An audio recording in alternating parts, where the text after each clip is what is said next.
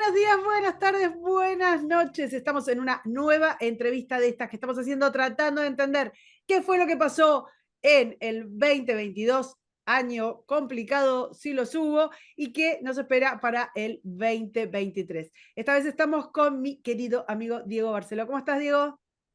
¿Qué tal, Karina? ¿Cómo estás? Fantástico, fantástico, cada vez mejor. Escuchame una cosita. Diego es un compatriota, por supuesto, pero que ya es casi un español. ¿Hace cuántos años vivís en España? 22. Claro. Mirá, tenés 30, 22. A los 8 me vine. Sí. Claro.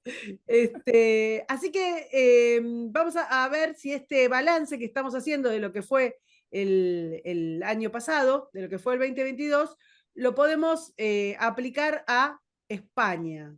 ¿Qué pasó? Ok. Total, ¿qué pasó? Un par de cositas pasaron en España en el 2022. Sí, a ver,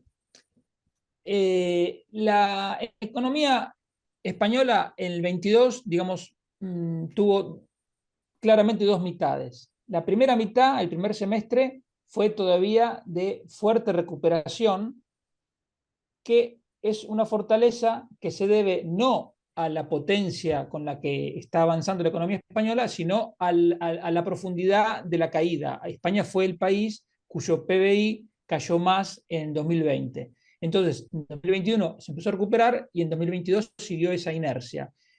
Así todo, todavía España no recuperó el PBI del 19. Pero bueno, la cuestión es que el primer semestre la recuperación fue aritméticamente fuerte, crecimiento de más del 5%. El segundo semestre es otra cosa, es una transición hacia una economía en estancamiento, que es lo que viene para el 2023. ¿Por qué? Porque básicamente la economía estuvo impulsada por tres o cuatro factores fundamentales, digamos, la recuperación. Uno era la política monetaria, yo más que ultra expansiva la llamaría irresponsable, del Banco Bueno, Central Europeo. La recuperación del turismo del exterior, que aquí es muy importante. En el 2021 España recibió, si mal no recuerdo, unos 28 millones de turistas del exterior, y en 2022 recibió más del doble, 71 millones, y eso son más de 30.000 millones de euros que se están movilizando en la economía. Eso es mucho, y además tiene impacto directo en la creación de empleo en restaurantes, hoteles, transporte, etcétera.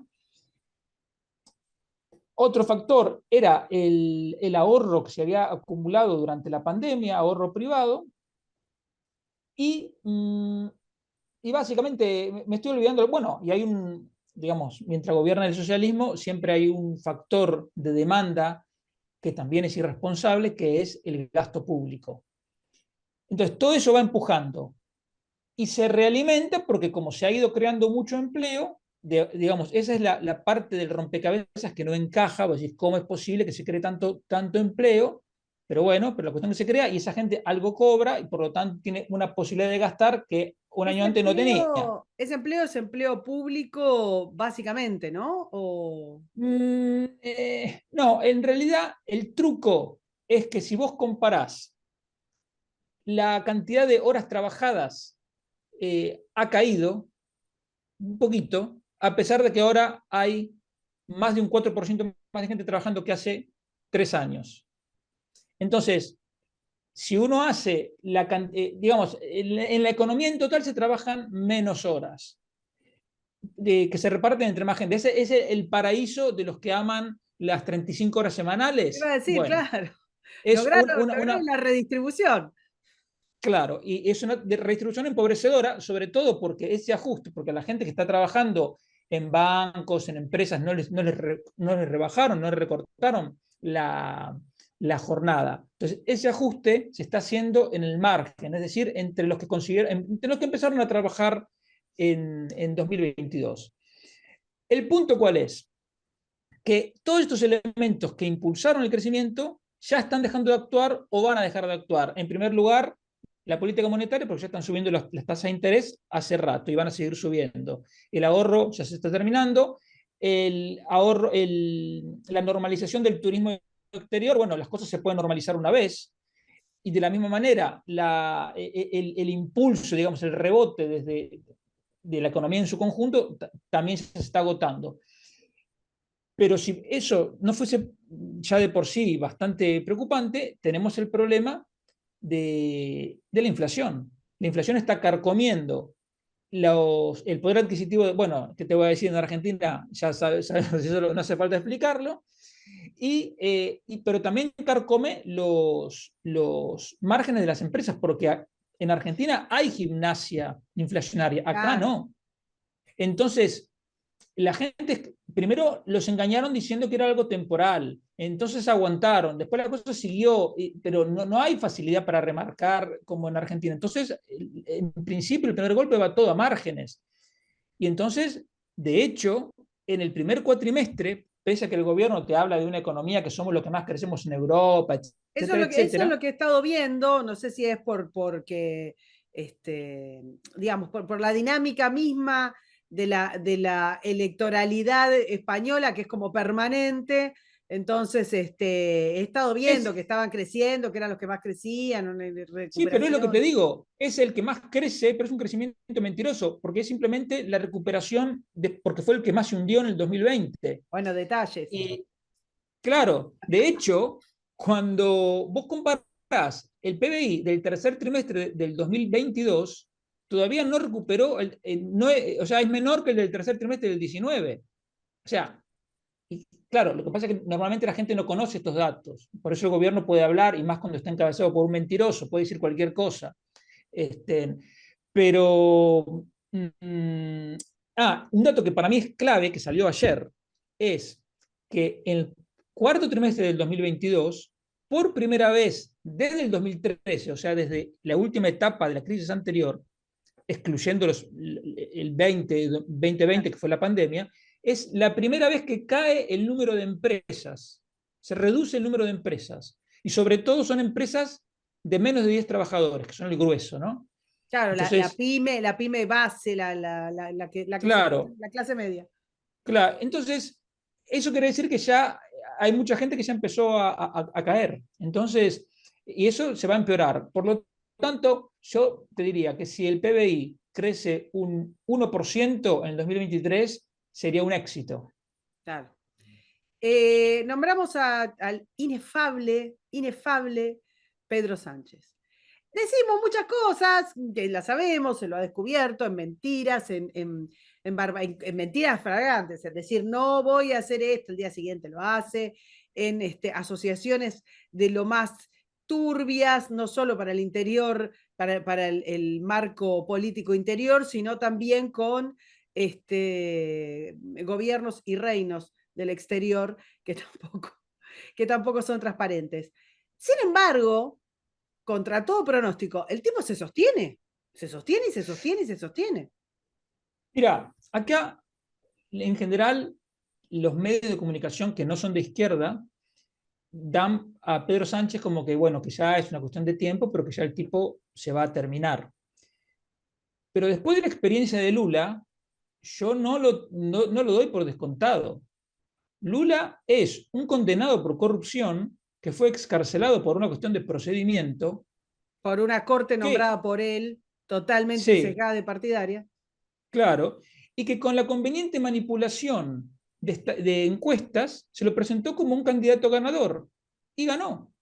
Si vos miras todas las encuestas de la primera vuelta, le dan, bueno, algunos dicen que ganaba en primera vuelta a distancia de 14 puntos, una barbaridad. Y después la diferencia con Bolsonaro fue de 5 puntos, y en la segunda vuelta lo mismo. Entonces, ¿Pedro Sánchez es un mentiroso? Sí, pero todavía no está condenado por ningún delito. O sea, desde ese punto de vista, es un tipo que es más presentable que Lula Y que Cristina. y que Cristina. Y al mismo tiempo tiene, en España hay un caso que se llama el CIS, que es el Centro de Investigaciones Sociológicas, que es, digamos, una encuestadora del Estado, y hay un tipo que está permanentemente manipulando las encuestas, y entonces dice que Pedro Sánchez gana. Bueno, gana. Cuenta con medios a favor y tiene un gran punto a favor, que es el presupuesto público. Este es el gobierno que más gasta en la historia. Digamos, tiene todo a favor. Por lo tanto, y además tiene otra ventaja. Bueno, tiene dos ventajas. Una, que no tiene escrúpulos, o sea, el tipo le da igual. Y segundo, que él puede pactar con cualquiera. A eso quería ir, porque Pedro Sánchez, bueno, a ver, hagamos un pelito de historia si querés, como para explicar por qué un personaje como Pedro Sánchez, un tipo que miente en su tesis, creo, ¿no? O en Sí, su la doctorado, plagió. y miente, miente cuando abre la boca, dice una mentira, ¿no? Digamos, primero miente y después por las dudas capaz que se equivoque y dice la verdad. Eh, Llega por un procedimiento español que es una moción. Sí, lo que sí sería lo más parecido en Argentina sería un juicio político al presidente. Acá se llama moción de censura porque al presidente lo designa el Parlamento. Porque aunque se llama presidente del gobierno, en España no es presidencialista, ¿no? Entonces depende del gobierno. El socialismo presentó una moción de censura dejando un poco caer que iba a llamar elecciones enseguida.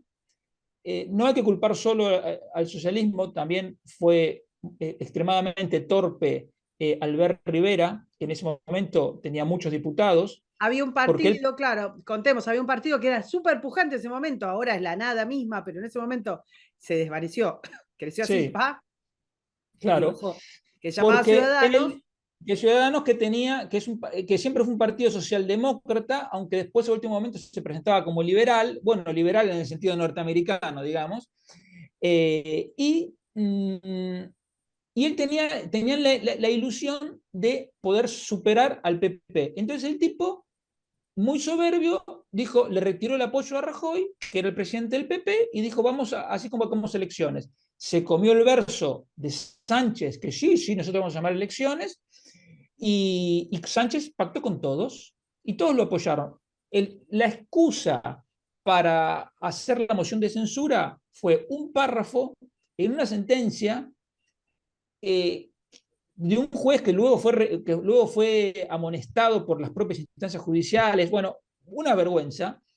Pero bueno, tenemos Pero hay una cosa, Diego, porque es súper importante para el tiempo que estamos viviendo y para que se entienda cómo funciona la diferencia de varas en todos lados, entre la izquierda, la derecha, o ni siquiera porque el PP no es derecha, pero sí, en todos lados entre lo que es, si querés, la progresía y lo no progresía o más o menos. sí, La excusa que encuentran para la moción contra Rajoy, no es que acá estemos defendiendo yo por lo personal, lo último que quiero en sí, esta vida, sí. defender a Rajoy, pero la excusa que encuentran respecto de las cosas que hace después Pedro Sánchez en el gobierno es como, es tan insignificante, Pero es pero que sin ahora, embargo, todo el mundo se asusta y todo el mundo, no, no, yo señor, no señor, yo señor, no señor, nadie, ni siquiera Rajoy sale, no sé qué. es que ahora todos los días están saliendo noticias de una nueva trama del Partido Socialista en la Comunidad Valenciana, que es un verdadero escándalo. Bueno, y sin contar con que ya entraron en prisión no sé cuántos dirigentes del Partido Socialista de Andalucía porque habían montado durante años una trama para robar. Pero bueno, es una cosa escandalosa. Pero es importante, Eh, contémoslo que si querés como en pastillas, tampoco vamos a entrar a cada caso de claro, no, corrupción no se puede. de PSOE porque entonces nos quedamos de vivir. Pero están saliendo en todos lados, hubo una carta, ¿no? El que estás hablando de Valencia es el que hizo una carta para que no vaya preso. Bueno, porque Griñán, José Antonio Griñán, era como el ministro de Economía de Andalucía. Y por supuesto que el tipo, y bueno, y después fue presidente de Andalucía. Y por lo tanto es responsable de todo un esquema que había para robar, en definitiva. Pero el atenuante que encuentran es que no robaron para ellos, sino que era un sistema de compra de votos masivo. Bueno, Eso es para ellos. sí. Si no Eh, con esa excusa. pero aparte, ahora, este señor que tiene 74 años, empezaron a hacer presión para que no entrara por una cuestión de ancianidad, cuando hoy mismo en la radio estaban comentando el caso de un empresario andaluz que ya tiene, creo que, 9 stents en el corazón, que lo han operado 2 veces, que dentro de la cárcel va en silla de ruedas y el tipo sigue en la cárcel y le acaban de negar la posibilidad de excarcelarlo. Y en cambio el otro, como es socialista, bueno, sigue así. Bueno, es verdaderamente un escándalo. pero eso va a ir a peor, porque creo que la confirmación todavía no está, pero habrían elegido hoy como presidente del Tribunal Constitucional, que es el órgano encargado de decir qué cosa está de acuerdo con la Constitución y cuál no, porque acá es una función separada, no es como en la Argentina que lo hace toda la Corte Suprema, al que fue designado como fiscal general del Estado por Zapatero, un tipo que se llama Conde Pumpido. Y ahora ese es el presidente del Tribunal Constitucional. O sea, puede pasar cualquier cosa a partir de ahora. Bueno, O entonces, sea, no.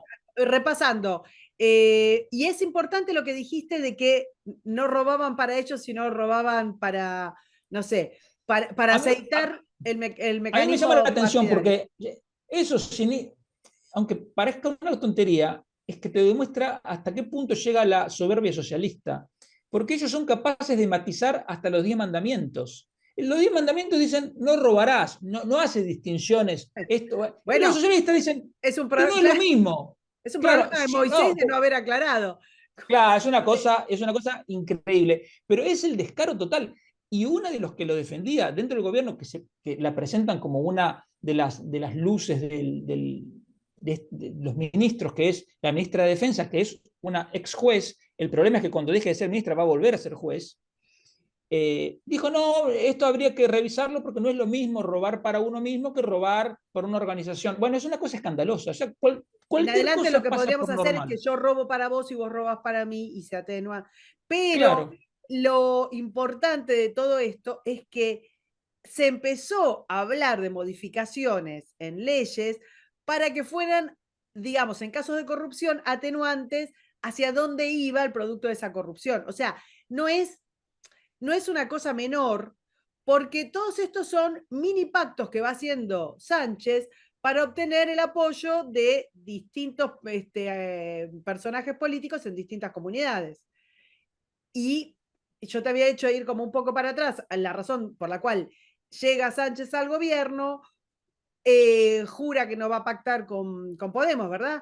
Eh, Sí, bueno, sí, ni con Podemos, ni con Bildu, y dijo que iba a reimponer lo que se llama el delito de convocatoria ilegal de referéndum, que dicho así en Argentina puede sonar raro, pero el tema es que en un momento, cuando gobernaba José María Aznar, en el País Vasco se intentó hacer un referéndum de autodeterminación. Y entonces, Aznar aprobó una ley, porque en ese momento tenía la mayoría absoluta, por la cual, si se hacía cualquier referéndum no permitido, o sea, no autorizado por el gobierno central, los convocantes iban presos, entonces automáticamente se desactivó. Entonces, cuando vino Zapatero, lo quitó. Por eso antes del golpe de Estado del 2017 hicieron esa pantomima de consulta. Y entonces, Pedro Sánchez en la campaña de las últimas elecciones presidenciales dijo, voy a reinstaurar ese delito, y la gente dijo, epa, o sea, esto qué raro. Bueno, no solo no lo reinstauró, o sea, nunca más habló del tema, sino que indultó a los golpistas, claro, está porque en alterando el Código Penal para 2017, beneficiarlos. exactamente, en 2017 hubo un intento separatista, digamos, de Cataluña, ¿verdad? Correcto. Sí, hicieron una declaración de independencia que duró 10 segundos porque la declararon y la dejaron sin efecto para abrir un periodo de negociaciones, y entonces, y a pocos días después, el promotor principal se fugó y sigue todavía en Bélgica. Exacto. Pero Y a que lo que vamos es que, como se puede ver, está podría como, volver. claro, como minado de casos de, en principio, de corrupción, montón, y además de Sí, intentos de distintos grupos políticos que en su momento también tuvieron, digamos, una concordancia con grupos terroristas, concordancia casi paralela, pero vamos a poner que no, que ahora son una versión edulcorada y yo qué sé, y sí. bondadosa. Eh, y todo eso es el paquete sobre el que se apoya Pedro Sánchez para seguir gobernando. Y Que más todavía, porque hay pequeños partidos, por ejemplo, hay un partido que se llama Teruel Existe. Teruel es una provincia relativamente pobre y tiene un diputado, y ese diputado va al mejor postor. O sea, ¿quién ofrece más para Teruel? La capacidad de en esta, peronizar al mundo que tenemos no se puede creer. directamente. Entonces, hay una plataforma que se llama La España Vaciada, que tiene la idea de hacer esos partiditos por todas las provincias. Entonces, a lo mejor pueden ser 5, 10. Vos pensá que el Partido Nacionalista Vasco son 6 diputados y consiguen Lo que lo que quieren. quieren. Bueno, entonces Sánchez puede pactar con todos esos. No tiene ningún problema. Notable. Bueno, entonces, digamos, hicimos todo como todo este raconto medio rápido como para decir, bueno, acá estamos 2022, un año para Sánchez. Yo no sé si muy complicado. A ver, eh, lo que queda de Podemos, ¿tiene poder? ¿No tiene poder? Queda la señora feminista que llegó a tener un ministerio porque era la esposa de, haciendo barbaridades. Irene Montero, ex o no sé, de Pablo Sí, Iglesias, que maneja lo que, bueno, un ministerio de la mujer que acá le ponemos un nombre, hay otro, igualdades, mujeres, sexualidades y cosas así, pero es un sí, ministerio de la mujer, también como en Argentina, con un presupuesto fenomenal, descomunal, lleno de ñoquis, de gastos increíbles, de tongos, que ha tenido una serie de escándalos muy importantes. Uno, una declaración en la cual la señora consideraba que los niños podían elegir tener relaciones sexuales, y una ley que tardó mucho en pasar y que increíblemente pasó, Diego, la ley del CSI. ¿Cómo pudo ser sí. eso? Porque los diputados del PSOE, o sea, del Partido Socialista, son un rebaño de ovejas, con perdón de las ovejas, que De es las un ovejas. noble animal que nos da leche y lana y tantas cosas buenas. Entonces, votan lo que les pongan, porque es gente que no sabe hacer nada fuera de la política. Mucha gente nunca trabajó fuera de la política. Entonces, dicen, bueno, Pedro manda esto, hay que votarlo. O sea, hay gente dentro del PSOE que no son tontos, sabían perfectamente que era un desastre, Claro, mucha pero gente advirtió que la forma en la que estaba hecha esa ley no solo, digamos, no iba a ser beneficiosa para las víctimas de la violencia sexual, sino que, es más, podía dejar sueltos violadores o achicar penas de violadores o de agresores sexuales. Se sí, advirtió, no dieron ni 5 de bolilla, creo que van por 110 personas ya sueltas o que se les sí o redujo. más, 140, y van a seguir saliendo. El tema, lo de Sánchez, es que ¿Cómo sobrevive supera Sánchez a semejante escándalo? Semejante escándalo. porque, a ver, los separatistas y la extrema izquierda saben que nunca van a tener, saben que ellos por sí mismos nunca pueden gobernar. Es el Y último saben que tren, nunca sí. van a tener un tipo al que le van a poder sacar tantas cosas y tan fácil como a este. Entonces eso forma una mayoría parlamentaria que le permite aprobar lo que quiera. Entonces, el tipo realmente ha perdido, ya no le importa nada. Entonces, ya más de lo que hizo, vos fíjate una cosa, el tipo no estuvo encerrado semanas durante el confinamiento, se presentaron recursos ante el Tribunal Constitucional. El Tribunal Constitucional dijo en 2 recursos que los 2 confinamientos fueron inconstitucionales. O sea, el tipo violó derechos fundamentales y no pasó nada.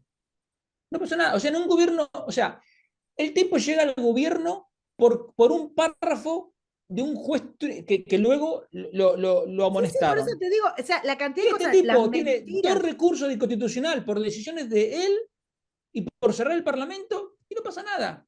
Entonces, las próximas elecciones, que hay 2 elecciones en este año, en mayo son las elecciones para elegir a los, digamos, gobernadores en términos de Argentina, todos los diputados autonómicos que equivalen a los diputados provinciales, a todos los intendentes, que acá se dicen alcaldes, entonces eso va a ser una primera prueba. Lo que pasa es que muchos dicen que ahí el socialismo puede sobrevivir porque, por ejemplo, si vos vivís en un pueblo y el intendente es socialista, pero es un tipo que hace las cosas bien, por más que esté Pedro Sánchez, lo vas a volver a votar. Hay que ver. Y después vienen las elecciones que se llaman generales, que es para elegir a los diputados que a su vez eligen al presidente. Eh, Ese va a ser la mejor medida del sectarismo que hay en la izquierda española. Si vuelve a ganar Sánchez es porque no hay solución y al votante de izquierda le da igual lo que hagan porque lo va a seguir votando. Yo tengo la esperanza de que pase como con Zapatero. En el 2011, cuando gana Rajoy con mayoría absoluta, no es que el PP haya sacado mucho más votos que los que había sacado, por ejemplo, en el 2008. Es que los votos socialistas pasaron de 11 millones a 7 millones. O sea, 4 millones de tipos se quedaron en su casa y tuvieron la menor votación de la historia del PSOE. Después Sánchez batió ese récord. O sea, yo quiero creer que, porque el socialismo, el votante socialista en general es el español medio, quiero decir, es la gente que no sabe mucho, no entiende nada de política, dice, El bueno, socialista es ser bueno, por supuesto. están con los trabajadores, son los que han gobernado más tiempo, Felipe González era buen tipo, y así, entonces, pero esa gente se siente española, a esa gente no le gusta haber indultado a los golpistas, no le gusta lo de la ley del sí es sí, la gente no es tonta. Entonces, yo quiero ver qué pasa, pero, digamos, sé que esto puede sonar contradictorio con lo que te dije antes. Bueno, en realidad En realidad es lo no, mismo. porque, a ver, y ahora con todo este panorama que hiciste, hay algo de lo que no estamos hablando y es de la oposición. La oposición más sólida, más firme, más antigua, o sea, los dos partidos que se debaten después con coaliciones, con lo que quieras, pero son el PSOE por un lado, que es el que está gobernando, Pedro Sánchez con toda esta caterva de personajes con los que se ha asociado, que describiste recién, y por otro lado, el Partido Popular, el PP, que, digamos, estructuran la alternancia de lo que llamaríamos la casta en España desde hace muchísimos años. ¿Qué pasa con el PP? Y esta es el tema también, porque el PP también tuvo un año agitado en todos los sentidos posibles. Tenían un joven brillante que era como no sé, la renovación, la limpieza de Sí, cara, la cosa nueva, que era Pablo Casado, venía, hay una canción de Los Redondos, venía rápido y se le soltó un patín, sí. porque de pronto, no sé qué le pasó, se mandó un moco grande como una casa, se equivocó grandísimamente, contalo vos. Sí, se equivocó al mencionar, al armar su equipo, sobre todo al número 2. Si vos sos un líder joven, lo que tenés que hacer es rodearte de gente de más edad, como mínimo para que moderen tus impulsos. Y él se puso de número 2 a un muchacho todavía más joven que él. Y entonces el trato con las bases territoriales no era el mejor, la gente se fue calentando y el error máximo fue intentar desprestigiar al mayor activo que tiene el partido, que es Isabel Díaz Ayuso, que es la presidenta en la Comunidad de Madrid. O sea, es una cosa Que acababa de demencial. tener un éxito rutilante contra viento y marea, sola prácticamente. Pero que además Isabel no es ninguna tonta y ellos la subestimaron. Y si vos mirás quiénes son sus colaboradores, son casi todos de más edad y más experiencia que ella. O sea, solo por eso te demuestra que es una mujer inteligente. Y entonces, sobre todo, uno de los asesores, Juan Carlos Rodríguez, que es un viejo lobo de mar, la sacó triunfante de esa embestida y a partir de Una ahí disputa cayó. de poder, claro. Y cayó. ¿Y ahora qué te queda? Entonces ahora vino un PP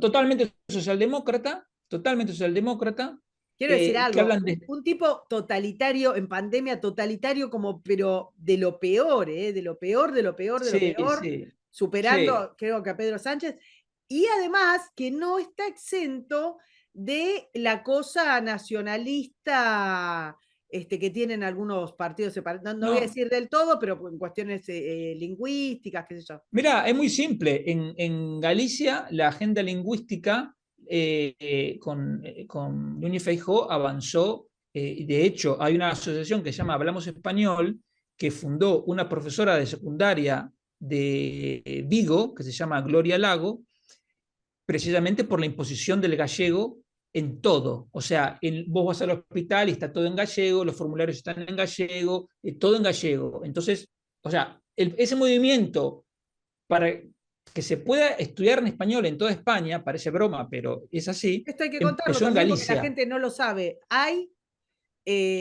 movimientos políticos, hay asociaciones. Por el solo hecho de solicitar que sus hijos puedan estudiar en español en cualquier lugar de España. Es de Son loco, discriminados. de Y de loco, hecho, de locos. donde yo vivo, en Asturias, hay gente que ha venido, conozco gente que ha venido de las Islas Baleares, de Cataluña, del País Vasco, porque no podían estudiar en español, sus hijos, sobre todo, por ejemplo, empleados públicos que los desplazan y van con toda ilusión y se dan cuenta que es un infierno y tienen que venir acá. El problema, ¿por qué son las lenguas regionales? Porque si aceptamos el planteo de que es un tema cultural o vincularnos con las raíces, caemos en un error. El tema de las lenguas es difundido por la extrema izquierda porque es la esperanza que tienen de poder desmembrar España, que es la vieja aspiración desde que la extrema izquierda perdió la guerra civil. Entonces, el comunismo odia a España porque perdieron la guerra civil. Es la única guerra abierta que perdieron. Entonces, eso no lo van a poder perdonar jamás. Entonces, claro, hoy en día no pueden presentarse diciéndolo tan claro como te lo estoy diciendo yo. Entonces, pero son muy inteligentes. Entonces, no, vamos a defender las lenguas regionales. Porque, claro, todos conocen el catalán, el euskera y el gallego, pero resulta que en Aragón están los que defienden el aragonés, en Asturias los que defienden el que llaman asturiano, que en realidad no existe, es una cosa inventada. Otros hablan del cántabro, otros hablan del andaluz, está el valenciano, eso es demencial. Pero claro, con presupuesto público es toda gente que le pagan por influir en ese sentido. Entonces, yendo a tu punto, Feijóo ha sido funcional a eso. Y ahora es el representante más sólido que tiene la oposición. Y lo que pasa es Tendría que que ser cuando nuestro vos... Larreta. Exacto, sí, sí. Lo que pasa es que cuando vos lo ves hablar, y pasa lo mismo con Larreta, vos lo escuchás a Larreta al lado de Alberto Fernández y decís, bueno, este tipo por lo menos lo podés invitar a comer. Y con Feijóo te pasa lo mismo, al lado de Pedro Sánchez, y bueno, este tipo tiene experiencia de gobierno en una comunidad importante y por lo menos es un tipo, es un señor. Eh, pero claro, pero pasan dos cosas. La situación de España no es la misma que hace 11 años cuando ganó Rajoy. No es la misma porque la agenda de la extrema izquierda, la agenda disolvente, avanzó tanto que la misma receta de decir, bueno, tranquilos, que nosotros cuando gestionemos la gente se va a dar cuenta que nosotros gestionamos mejor y nos van a votar nosotros, no va. No va porque ya en realidad desde Zapatero quedó, digamos, Zapatero fue el inventor del cordón sanitario. Es decir, nunca más alternancia, nosotros vamos a gobernar siempre apoyados con los separatistas y siempre somos una mayoría y ya está. Y Sánchez es ese mismo planteo, ese mismo enfoque ya llevado al extremo. Por lo tanto, si el PP piensa gobernar así, bueno, Con es gestión, que con gestión. estratégicamente claro, es que estratégicamente además ellos piensan, total, Sánchez se radicalizó, está en la extrema izquierda. Entonces ahora el PP a lo que apunta es a que todos los que votaron a Ciudadanos lo voten a ellos Claro, y que recordemos la que gente... el partido que estábamos hablando se mandó increíblemente, nunca vi una quemada de capital político tan fulgurante, Y eso es lo pero que te demuestra que lo que yo siempre digo, que la gente no es tonta. A la gente la quisieron engañar, se dieron, este pibito, ¿qué quiere hacer? ¿Se quiere ser? No, no, y nunca más. Chao, desapareció. bueno, pero eran unos Eh, cuantos puntos, llegaron a tener muchísimos diputados, ahora 50 no sé qué, diputados. claro, No, muchísimos. no, el tercer partido del país. Entonces, el PP aspira a que los socialistas normales lo voten a ellos y recuperar todo el voto de Ciudadanos. Entonces dicen, por más que perdamos por derecha algunos votos que se vayan a Vox, no importa, nosotros ocupamos el centro y ganamos. Pero lo que pasa, podría tener un pase como estrategia para ganar como Menem. no digo nada, voy tanto con Abelardo Ramos como con los conservadores populares, todos. Pero el día 1 que llegó, el tipo marcó una línea y ya no se desvió más. Yo dudo de que Feijó. Puede Yo por hacer. eso siempre a todos los políticos le dejo ese porcentaje mínimo de duda, digo, a ver si es un nuevo Menem, que dice cualquier cosa, como si este está loco, sacalo de acá, y de golpe llega, y el tipo es el único que tuvo en Argentina un plan en los últimos 100 años. Te consulto Un una plan cosa más. bueno, digamos. Sí, sí, sí. Te consulto una cosa más del PP y pasamos a Vox. ¿Qué posibilidades tiene Ayuso de avanzar en esto? Porque es la que mejor imagen tiene, la más conocida, es joven, es otra frescura. A mí no me encantan todas las cosas que hizo, menos todas las cosas que hizo en Madrid, pero sin duda se despega qué sé yo, de su alrededor. Siempre el PP de Madrid fue como más liberal. Hay gente buena trabajando con Ayuso que son realmente liberales. Yo conozco algunos de ellos. Eh, y ya te digo, desde la época de Esperanza Aguirre, que ella fue presidenta a partir del 2003, si mal no recuerdo, tienen siempre ese enfoque más liberal. Y dentro del PP está asumido y dice, bueno, este es el PP de Madrid, dejalos, no sé qué, no, La no hay derecha. problema. Claro, de hecho le sirve, es funcional porque hay gente que se puede sentir, no sé, por decirte algo, un liberal de Murcia, a lo mejor dice, bueno, no me gusta tanto Feijóo, pero está Ayuso, entonces le sirve como recolector de votos. Eh, yo creo que Ayuso se da cuenta que es joven, que la gente no le perdonaría, porque cuando se presentó a las elecciones, porque eso es otra cosa, hubo un momento en que los restos de Ciudadanos, del Partido Ciudadanos, liderado por la sucesora de Albert Rivera, que es Inés Arrimadas, intentó pactar con el Partido Socialista, porque para que la gente lo entienda, si a mitad de la legislatura se Mitad arma de un una nueva mandato. mayoría, si a mitad del mandato se arma una nueva mayoría, lo quitan al que está y ponen a otro. Entonces, Ciudadanos en general había votado a los candidatos del PP y por eso gobernaban los del PP, por ejemplo, en Murcia. Pero alguien en el Partido Socialista se dio cuenta que si los de Ciudadanos se unían con los socialistas, podían gobernar ellos. Y entonces los socialistas le dijeron, mira, no hay problema, hacemos el acuerdo y gobiernen ustedes los de Ciudadanos, no hay problema. Entonces, claro, como pueden pactar con cualquiera y Sánchez anda a saber qué les ofreció, y esta chica absolutamente inexperta, soberbia, completamente equivocada de Inés Arrimadas, cayó en la trampa de Sánchez. Pero Díaz Ayuso, que no hay ninguna tonta, se dio cuenta, disolvió su parlamento, convocó elecciones. Y cuando convoca elecciones, ella se presenta diciendo, yo me quiero quedar en Madrid. No Claro. es que lo hago para ganar y llegar a la Moncloa. No. Entonces, yo creo que eso le exige por lo menos quedarse un mandato más En Madrid. en Madrid y después después se verá, Sí, porque siempre puede eh, apelar al operativo Clamor. es lo que hizo Feijó. Feijó no se manchó las manos. Cuando los que estaban antes cometieron todos los errores posibles, es que no quedaba otro. Si a Feijó le va mal, la única que queda es Díaz Ayuso. Algunos dicen que está el de Andalucía, pero bueno, digamos, alguno de ellos dos serían. Y ahora sí pasemos a Vox, que también tuvo un año horribilis. O sea, no, todavía estoy tratando de entender qué fue lo que pasó con Olona. No sé cómo están de crecimiento, aún con los errores que está cometiendo el PSOE, más las asociaciones del PSOE, tanto en el ámbito de la Unión Europea como con Marruecos y demás. Sin embargo, no parecieran estar, no sé, cosechando al ritmo que deberían.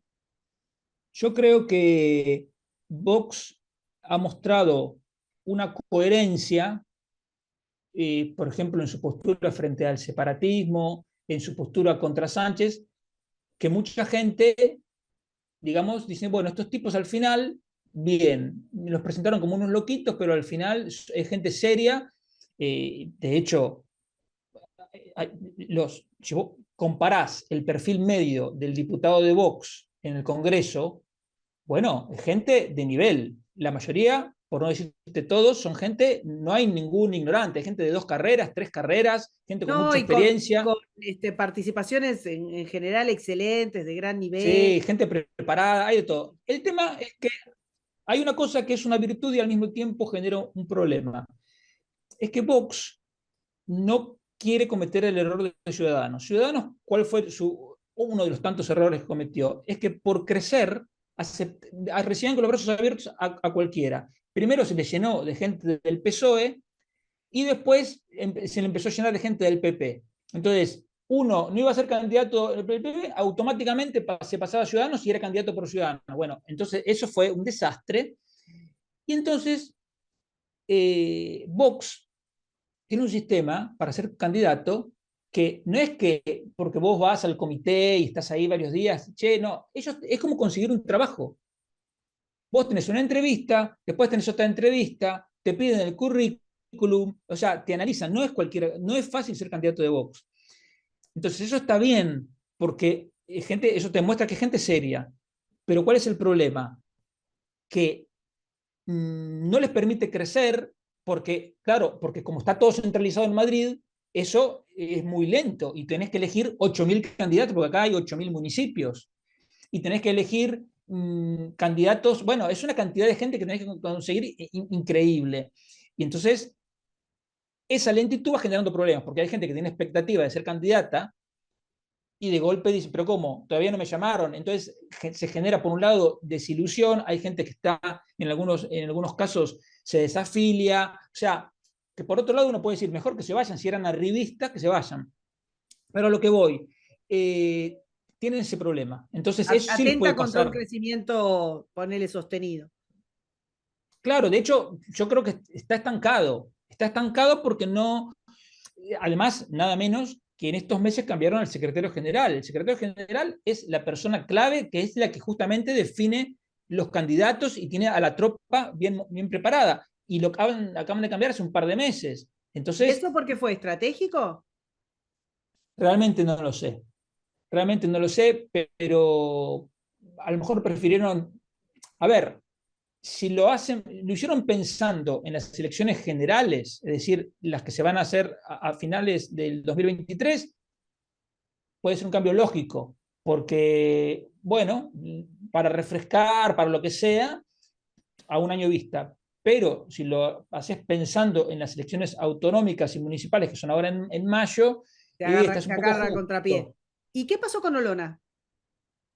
Enloqueció Eso Olona. es otra cosa rara. Yo, primero dio la explicación de que tenía una enfermedad, y no tengo por qué dudar de eso. Después ella misma dijo que era un tema que al final se podía controlar con pastillas, que era un problema de tiroides, no sé qué, hasta ahí, ok. El problema es que después tuvo unas actitudes un poco raras, casi mesiánicas, decir, no, voy a hacer el camino de Santiago, que me acompañe de que quiera, Yo he empezó a hacer leído cosas de ella hacia todo lo que criticaba, ¿no? La ideología de género, leyes de violencia de género, una cosa A como que, ver, como si, o sea, no es que se separó e hizo, no sé, como una especie de camino ultra Meloni, ¿entendés? Bueno, mesiánica, pero Meloni, sino que se fue, no sé, a jugar a la Liga Montero. ya te digo, es un caso muy raro, porque ella, digamos, si ella no quería aceptar, porque ella era diputada nacional y tenía intervenciones muy buenas en el Sí, Parlamento, sí, sí. precisamente por eso le ofrecen la posibilidad de ella ser la candidata en Andalucía.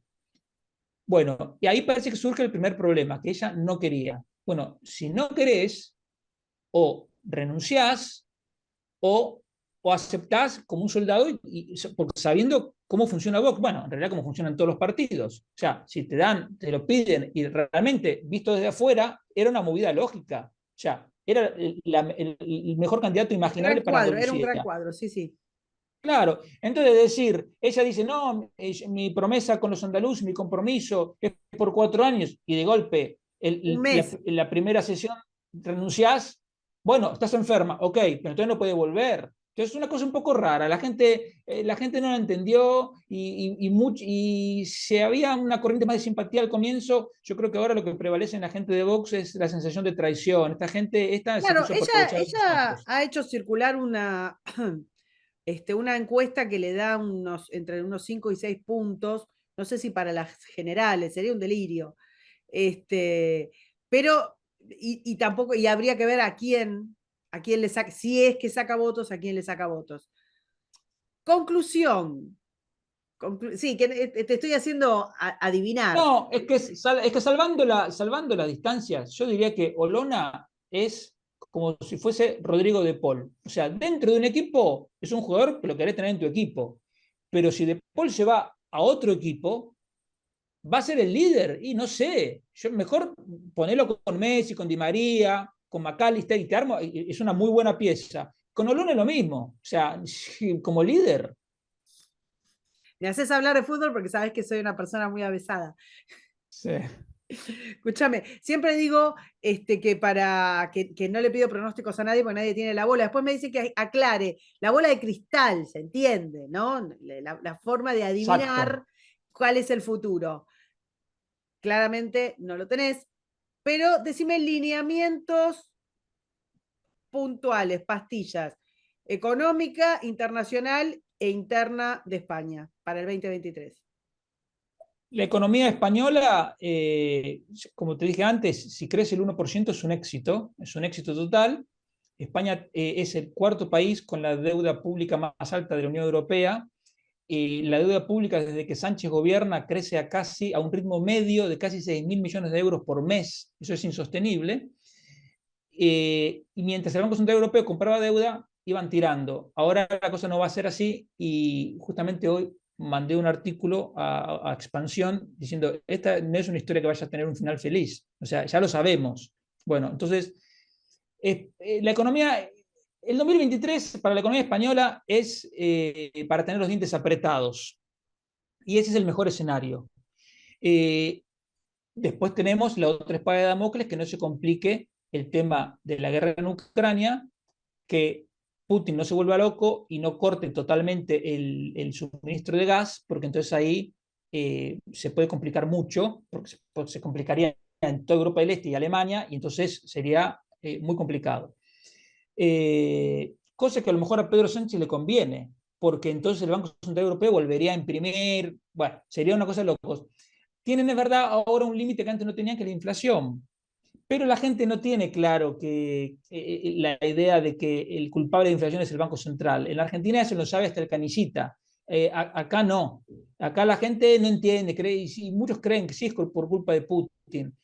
Entonces, complicado. Mm, y de Europa, ya te digo, Europa con la Unión Europea está en manos de los que defienden la agenda globalista eco-friendly, o sea, son burócratas eco-friendly o sea, están dispuestos a sacrificar todo con Sí, tal de bajar. Vos fíjate, van a prohibir la venta de autos con motores de combustión a partir del 2035. Los autos particulares en Europa son responsables de las emisiones del 0,7% de las emisiones Diego, no tiene globales. ninguna relación. A ver, ya saquemos, porque ya supimos, cada vez que se Ya, mandan una política pública transnacional, ya sabemos que no tiene ninguna, pero ninguna relación. Ni las políticas públicas que tienen que ver con la producción de alimentos, y ahí están haciendo quebrar a todos los agricultores europeos, ni las que tienen sí, que ver con el hambre, ni las que tienen que ver con el clima, ni las que tienen que ver con la energía, ni nada. Tiran a Bartola, para mí, digamos, o son estúpidos o son malos o la combinación de ambas cosas. Tema Unión Europea lo dejamos para otro día porque realmente nos tenemos sí, que sí, poner a desmenuzar. Tenemos a una monstruosidad absoluta que es ese personaje que es von der Leyen, corrupto, sí. inepto, anormal por donde se lo mire, que se sostiene también. Es una cosa muy interesante para hablar y vos sos un experto, entendedor en todas partes, porque además conocés las realidades de América Latina, de Europa, y Alberto Fernández, Boric, Castillo, Lula, Maduro, Petro, Pedro Sánchez, von der Leyen, o sea, todos personajes que no les dejarías a cuidar una tortuga, son los que están gobernando países. Fracasan, se corrompen, mienten, fracasan. Es como así, ¿viste? Fracasan en todo, pero en el medio también mienten, corrompen, fracasan y se sostienen. Hay un problema de élites y hay un problema de la sociedad, de que no sé en qué están, pero es todo. Pero el caso de von der Leyen es un caso para la medalla de diamante, pero lo hablamos Pensá que ella formalmente es del partido que fundó Adenauer, o sea, supuestamente es de derecha. No, es una cosa, no, es una cosa. pero por favor. Pero bueno, lo dejamos para la próxima. Ya te saqué una hora entera de tu tiempo. Te agradezco mucho, Diego. Seguiremos en el 2023 exprimiendo tus conocimientos. Y nada, y muchas gracias por este panorama. Un abrazo. Gracias a vos por la invitación. Gracias. Suscríbete, me gustealo, compartilo y nos vemos en la próxima. Muchas gracias.